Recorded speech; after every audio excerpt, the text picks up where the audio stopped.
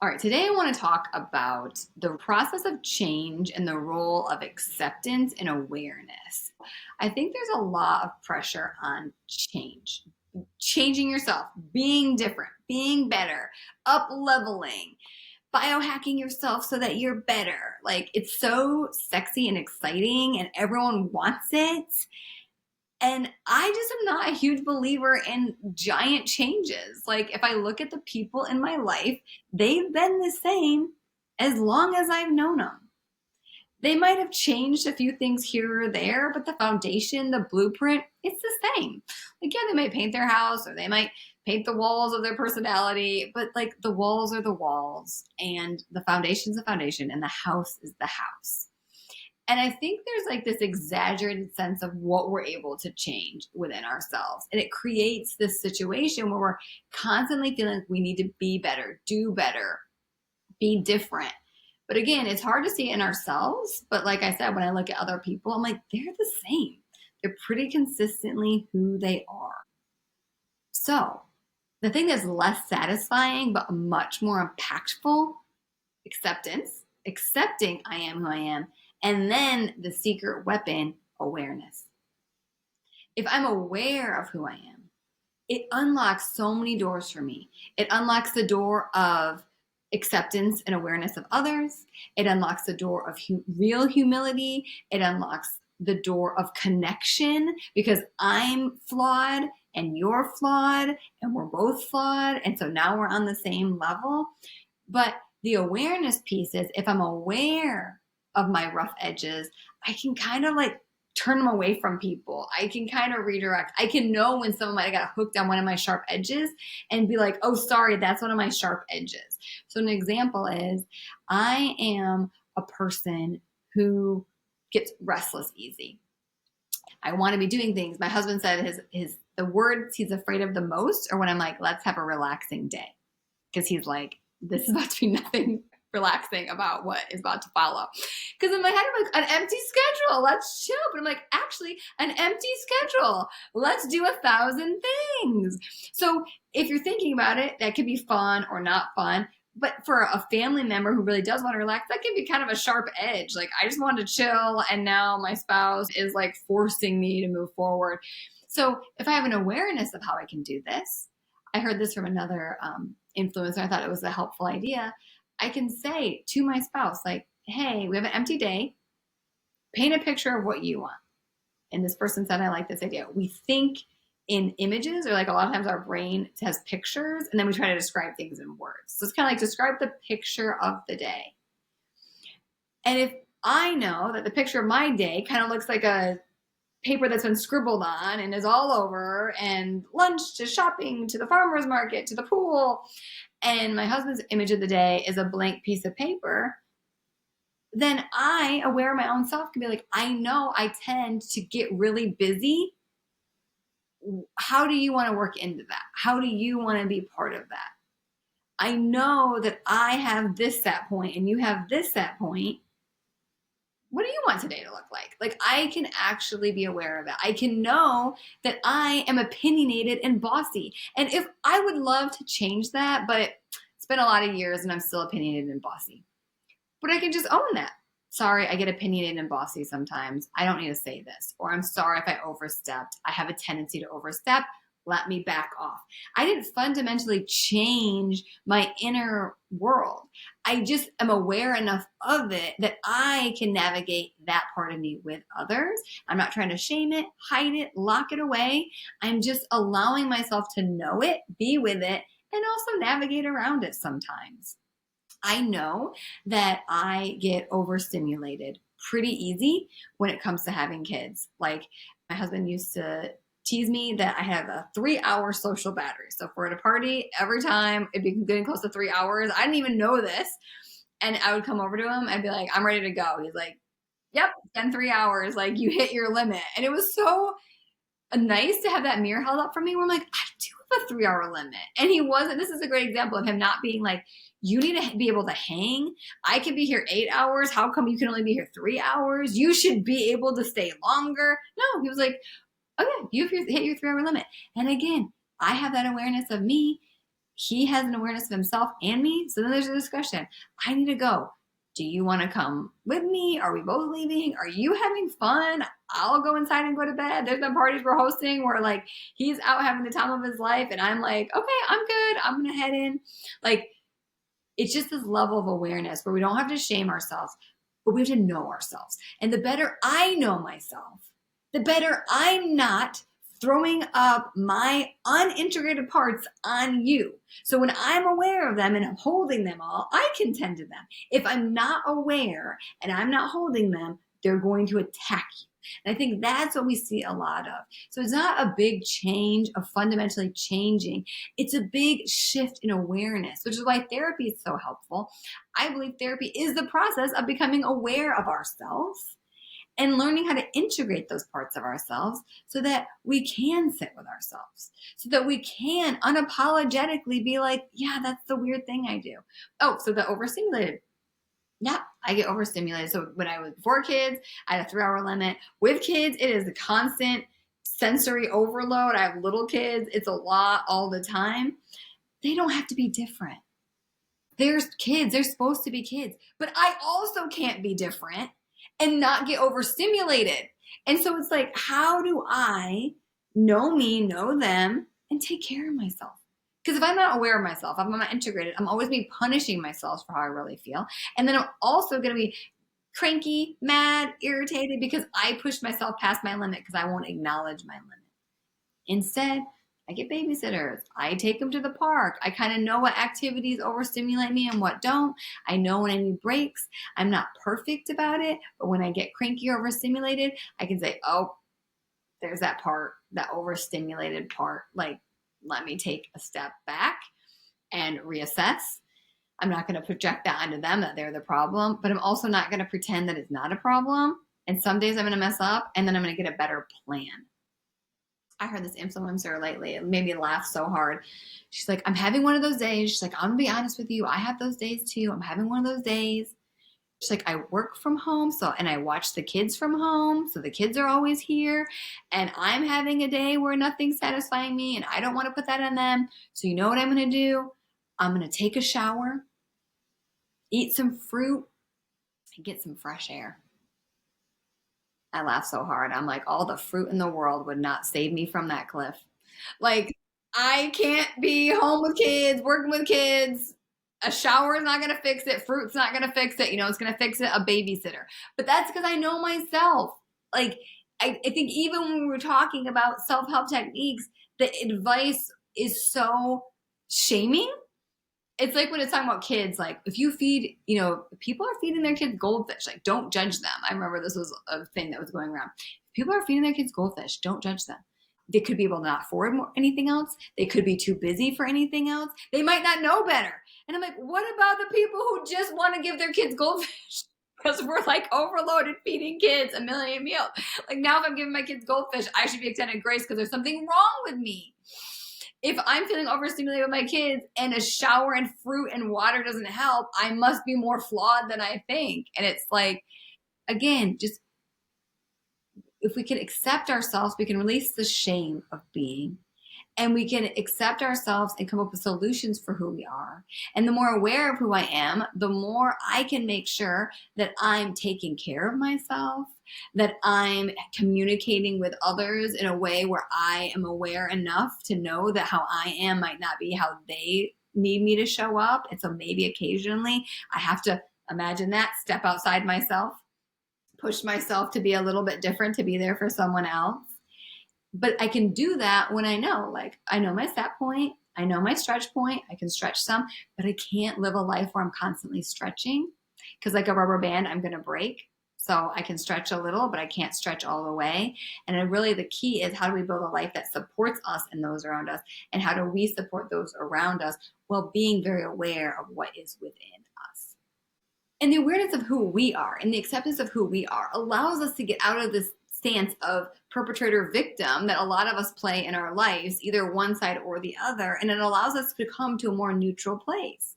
So instead of me being like, why would you do that to me? I can look at like, well, what did I do to me? Why did I put myself in this situation? I know I hate, for me, groups of people. And here I am choosing to spend my night with a group of women. Like, of course it's not going to work for me. That doesn't mean that my friends aren't good friends because they invited me. It doesn't mean that I'm a terrible person for not being able to hang. It just means like, oh yeah, I know this about myself.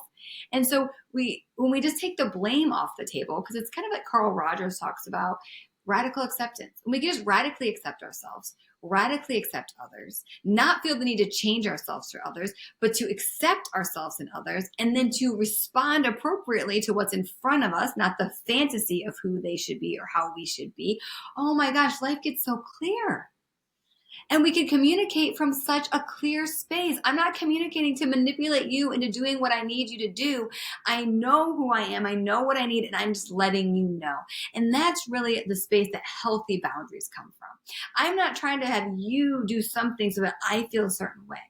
I'm just really aware of what I need, and I want to let you know that, because I think of a boundary like a lot of times we see boundaries like barbed wire, and I look at boundaries like a picket fence around flowers. Like, hey, you might not know this, but like those flowers are really special to me, and I don't want you to like step on them and then I'm going to get upset and it's going to be a whole thing. Like, I'm going to put this marker here so that you don't accidentally trample something that's important to me, because it's like kind of on me to make that clear. And then it's on you to not step over that fence. Now, if you do step over that fence, I also have a lot of data. Like, maybe you aren't the person I want in my yard because you are like going out of your way to trample things. So that's good data. But the fence was not put up as a trap. The fence was put up as an awareness. Like, I'm aware this is important to me, and I want you to know this is important to me. The other thing I want to be really clear, and this is so powerful in all of your relationships, but especially in marriages, this is so helpful. We got really committed to principle-based living. Like, you have to have your principles. You got to stick to your principles. Be principled. I have found more destruction from principles than anything else. If you are making a decision based on principle, that is your ego, because your ego likes to identify with a certain vibe. I am timely. I am committed to my word. I am someone who shows up for other people. Like, there's these principles that we live on.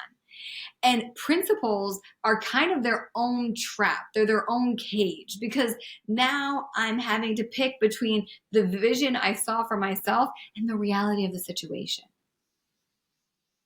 And so, can we get out of our principles? When we first moved in together, I wanted a cleaner. And he said, out of principle, he said, I am fundamentally against someone cleaning up after me. I thought, well, that's an interesting stance. I said, well, I'm fundamentally against being a cleaner. So if you want to split the household task, I'm happy to do that. I'll participate. But I don't want to be your cleaner. 3 weeks later, nothing got cleaned. We got a cleaner. We've never looked back. But it was like this principle he had was getting in the way of the harmony and the need we had. We had a need to have a clean home, but neither of us had the passion to do it. And so it's like that principle. My son has been my biggest life lesson in how I thought it should look versus how it looks. And I'm really having to stick a lot more to what works than what I think it should be. How does it work? What is my goal for our family? When I had my third child, the word I picked was harmony. I wanted all of us to live in harmony. And that intention has been so powerful. But all the principles, all the bullet points of how it should be, what it should be, who I should be, who he should be, how my husband should be, all of that prevents me from responding to what is, to who is. And a lot of my principles come from old patterning, which if I look didn't serve me that well, why would I then bring them forward and throw them up on everyone else? So it's really, can we let go of principled living and we get to the intention? So when it comes to principles, we know that we're living or being more in a principled state when we start making up fake rules. So a fake rule would be like, if they love me, they would do this. If they cared about me, they would do that. It's kind of like this code of like, love means this. And here are the things that love means. And we can also do it if we see I see this a lot where we see our partner flailing, falling behind. Maybe we're running straight forward in the life we like and our partner's lagging. And we know we're more principle based if we start having thoughts like, well, they should be able to keep up. They shouldn't need extra help. They should be able to handle this. It's like, because we have this set of rules that's saying what people can handle and how they can handle and what that means about us. And meanwhile, it's not working for the person that we're supposed to love the most. So it's so funny. Our ego loves it because our ego's like, oh my gosh, I'm doing amazing. I'm killing it. And they're a hot mess. When we're the hot mess, because it's like, oh my gosh, I'm putting my own ego's success over the success of my family or my partner. And I really just love this reminder that, like, it's kind of like a relay race. Like, if we don't all finish, we didn't finish the race. Like, if we don't all cross together, we're not winning. And I see too many times in relationships, one person's winning while the other person's losing. The person winning is judging the person losing. The person losing is judging themselves for not being able to hang. That's probably our most toxic dynamic in relationships. And I really do feel like our goal and what we should always be asking our partners is, what can I support you in? I was annoyed at my husband because I watch the kids on Saturdays. And he watches the kids on Sundays because he works a lot of Saturdays coaching, and I work Sundays in the office doing therapy. I love my Sundays. They're like such a nice day to, I've had a really busy day with the kids Saturday, and then I have this lovely day Sunday to kind of like be back at work, calm, reset. And so, oh my gosh, when I come home and the house is messy, instant trigger. When I come home and he's in a bad mood because the kids have been wild, instant trigger. And my ego is so mad at him because all I want to yell at him is like, why can't you hang? Like, why can't you hang? When I'm home, I pick up more. When I'm home, we do more. Blah, blah, blah, blah, blah, blah, blah. Which is just so funny because I can't hang. When I'm really honest with myself, when I'm home with the kids, as many hours as he's home with the kids, I feel frazzled. I feel run down. He comes home. I'm like, oh my gosh, help me. But I don't want to come home and help him. I'm tired. I've had a full day of work. I want to come home and relax. When I come home, he wants to relax. I'm like, why are you relaxing? The house isn't even picked up. The beauty of relationship and where we really wanted to get to, it's kind of like an equation, and you're trying to make each equation equal each other. And once you got to that equal point, you know that you balance the equation. So when I'm doing the math and I'm like, he stinks. The math's right there. And then there's all these terms we can use, weaponize incompetence. We can, like we put all these like principle-based things like on how he should be able to hang. But when I actually look at my own side of the equation, it's the same. I also get run down. I also get tired. I also get burnt out. It's also a lot. I actually have an advantage that I have to add into the equation. And the advantage I have to add into the equation is it's Saturday. So I have gymnastics. I have the gym. I have activities. My day looks way different on a Saturday when I've had the kids all day than a Sunday where it's kind of like a desert. There's like gyms closed. Activities have ended. Yes, he has the park, but that's like 2 hours, 3 hours, and then you're back to home. Like, it's a lot. And so the conversation I wanted to have, which I laugh about, is why are you doing this to me? It's like the earlier discussion I shared about this kind of like victim-persecutor mindset of like, why are you doing this to me? I'm busy all day Saturday and all I want is Sunday to be chill, and I come home and the house is messy and the kids are everywhere and everything's a mess and I don't like it. Why are you doing this to me? Why can't you be different? And if I'm honest with myself, why can't you be better than me? What do you answer that way? Like, what do you mean, can you be better than me? And the whole reason I love my husband is because he's pretty chill. And if you're pretty chill, you don't really have the bandwidth to run around all day Sunday with 3 wild kids. So the conversation I ended up having, I had the first conversation with myself. And then the conversation I ended up having was, hey, Sundays aren't working. They're not working for me. So I'm honoring myself. I'm not pretending they're working for me. I'm honest. They're not working for me. I could be better and different.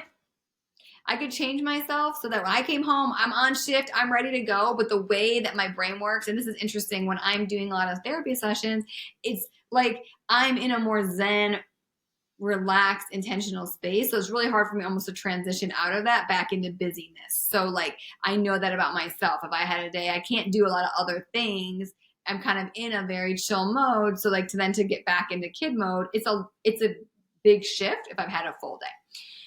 So I know that about myself. So I said, Sundays aren't working for me. In my head, I'm like, I'm not any better than you. I don't want to come home and take the kids so that you could have a break, because that's probably what you need. And I don't have the bandwidth to do that. I said, it doesn't seem like they're working for you. Do you agree? Like, is this how you want to spend your Sundays? He's like, no, it's a lot. I'm like, okay, what can you look at Sunday and let me know what support you need? Do we need a babysitter the whole day? Do we need a babysitter half the day? Like, what is it that would help relieve some of this pressure? And he's like, we talk about these 3 shifts. He's like, the 3 shifts is too much. Like, the day has 3 kind of shifts, morning, afternoon, evening. He's like, he is the one who came up with this. It was brilliant. Like, no person should have to do all 3 shifts, because it's just a lot with little kids. And I'm like, okay, yeah. For some reason, we put you on the schedule where you're doing 3 shifts. We've already agreed that people shouldn't do 3 shifts. Let's find a sitter on Sundays. And as I mentioned before, let's try it out and see how it goes. But you see how that conversation could have got really nasty. It could have favored one person over the other. I have the need to come home to peace, so you're the problem. Or he could have been like, you've been gone all day and then you're throwing all this kid stuff on me. You're the problem. And instead it's like, we don't even have to do that. No one's the problem. It just is what it is. Now let's find a way to support each other in what it is. So Gottman has the 4 horsemen of the apocalypse. And these are kind of like the things in your relationship that will kill the relationship, that will bring the end to the relationship. And one of the horsemen is contempt. And this is seen as the most destructive pattern in a relationship, and the one that's most likely to lead to divorce. And so the kind of series I've been doing is about us looking at ourselves, being aware of ourselves, and being aware of the energy that we're bringing to a relationship. And contempt is this kind of like emotion of anger and disgust. So it's like an anger and disgust at our partner. And then we start to attack who they are. And so you know that you're kind of in contempt with someone, you're feeling contemptuous if you're starting to like devalue who someone is, which again makes sense why it would lead to divorce, because it's like, you're no longer a person who makes mistakes. You're just a mess up. You're no longer a person that accidentally hurt my feelings. You're someone who doesn't care about feelings. Like, it becomes super personal, super fast. And a lot of times contempt arises though from our own anger and our own unmet needs. And so this comes back to how we shift out of this is, and it's so annoying because we really have to see our partners as a mirror for what's happening within us. And I don't mean it as simply as like, well, if you don't like someone else because of this, it's you. It's more like, what is it that I cannot stand about them? What is it that I judge them the most on? Because a lot of times we try to pretend that it's against our principles to judge our partners. So I'm not judging my partner. We hide the judgment and then just live in the contempt of the unaddressed judgment. And so if we can start every time we're feeling that sense of contempt, that, oh, I can't believe you. If we can know that there's a judgment there, reach in and be like, what am I judging them? What are they so awful about? What are they doing that's making me so angry? If we can reach in and pick that up and stare at that, that's where the mirror is. And so the mirror is, they're not showing up enough for me. They're lazy. They're not helping enough. They're not supporting me. Okay, where is that true within me in the relationship or within myself? Where am I not supporting myself? Where am I not showing up enough for myself? Where am I being lazy? It's like, it's deeper than the surface level kind of this for that. It's really like dredging up our judgment, looking at it, and then finding where it's matching within us, and then starting to resolve that. Basically, it's something that we don't like about ourselves. So our ego has split it off of us. As Jung would talk about, it's like a shadow part now. So I'm not like that. And really the goal in healing ourselves and our relationships is, again, starting to realize like It's this process of humility. It's not speaking humbly, it's being humbled. I don't think you can learn to speak with humility. You have to be humbled, and then your speech will change and your judgments will change. So the process of this is that my ego has split off parts of myself that I don't like. And now I'm seeing them in you, and now you're the enemy. Versus, okay, what am I seeing here that I might not want to look at within me? Or where am I, and not even always that, where am I putting something on you that's my job? Because I would love if my partner was this person who always knew what I needed and took care of me. But I mean, a lot of times, like this is not pathologizing anyone. I'm just saying a lot of times the most aware, helpful partners are your more love bombing, narcissistic partners. Like in the beginning, the partners that know your every need and meet your every need often end up being controlling partners, which, hello, makes sense. They're super aware of your needs. Why would someone need to be super aware of needs? So they can manipulate you down the road. So I always see it as a warning sign. If someone is like too aware, too present, I'm like, why? Because in a healthy relationship, like, you want someone who's aware and takes you into account, but is also living their own life. If you've abandoned your life to like pay attention to my life, I'm a little suspicious. But like I said, I'm not pathologizing everyone. I'm just saying that often the fantasy that we're holding our partner up to has a darker reality. And the reality is that, like, your needs are your needs, and you need to know your needs. And if you're putting those on your partner, you're going to be frustrated and disappointed because they're kind of living their own life. I was annoyed the other day because I got in my car and my husband hadn't filled up my gas tank. And I was like, in the whole 14 years we've been together, you've never been someone who filled up my gas tank. But how dare you not know to fill up my gas tank? And then I went in this whole story of like, you drove my car and you didn't even fill it up. And I was like, oh, wait, he didn't drive my car. He drove my car. And it was like, I could have asked. If I didn't have time to fill up my gas tank and I needed it, I could have asked. But if I didn't ask because I didn't think about it, how do I expect him to think about it? I'm upset because I forgot to fill up my gas tank or solve that problem. And I'm now projecting that experience onto him as if he should now be the person that knows to fill up my gas tank. It's just like unfair. It's unfair of me to want that from him. It's unfair of me to hold that standard. But you see how the gap between who I'm with and who I want to be with, contempt can also grow in that space. Because it's like, no, I need you to be someone who meets the needs that I didn't even know I had. And that's not our partner's jobs. Our partners, there's a partner with us. And if we know we have a need, I want a partner who's going to be like, let's figure this need out. But they're not psychics. Our partners are not psychics. Our partners can't know what we don't know. It's not like an x-ray that's like, oh, you look overwhelmed, it's this and that. That's great when they have those moments, but a lot of times it's just like, I'm here when you figure it out. I'm ready to help, but I can't figure it out for you.